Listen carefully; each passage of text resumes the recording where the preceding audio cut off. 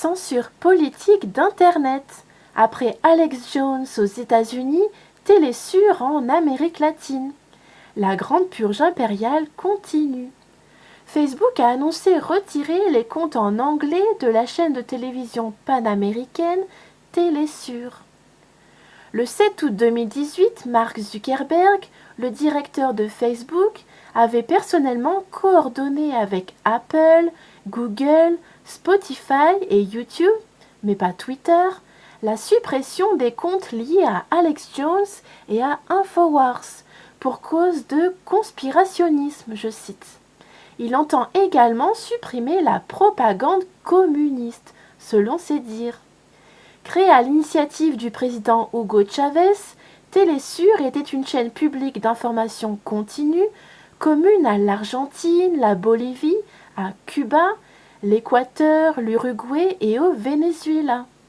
En 2005, suite au congrès Axis for Peace, organisé par Thierry Meyssan, qui est un très grand spécialiste francophone du Moyen-Orient, à Bruxelles, en Belgique, Télésur, alors dirigé par Aram Aharonian, envisagea un partenariat avec Al Jazeera. Depuis, un accord a été conclu avec l'Angola en Afrique, la Guinée-Bissau et le Mozambique, toujours en Afrique, pour des programmes en langue portugaise. C'est la langue des anciens colons, donc c'est devenu la langue officielle là-bas.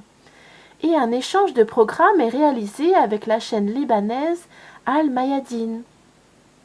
Télésur produit également des informations en anglais que Mark Zuckerberg entend éliminer de la toile Internet, puisque l'anglais est la langue des relations internationales, donc tout ce qui est publié en anglais sera transmis dans les langues nationales à l'échelle mondiale.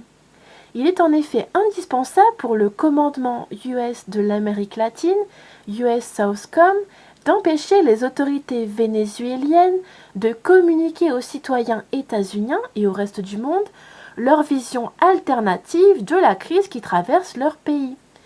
C'est l'actuelle guerre de l'information qui sévit partout dans le monde et notamment on a vu une application dernièrement en France avec RT France et Sputnik News qui ont été très largement attaqués par le gouvernement de Macron.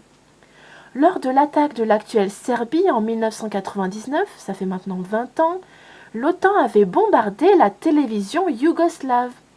Lors de l'attaque de l'Afghanistan et de l'Irak, le président Bush avait envisagé de bombarder Al Jazeera au Qatar, mais le Premier ministre britannique Tony Blair lui avait annoncé qu'il allait reprendre en main la chaîne avec les frères musulmans.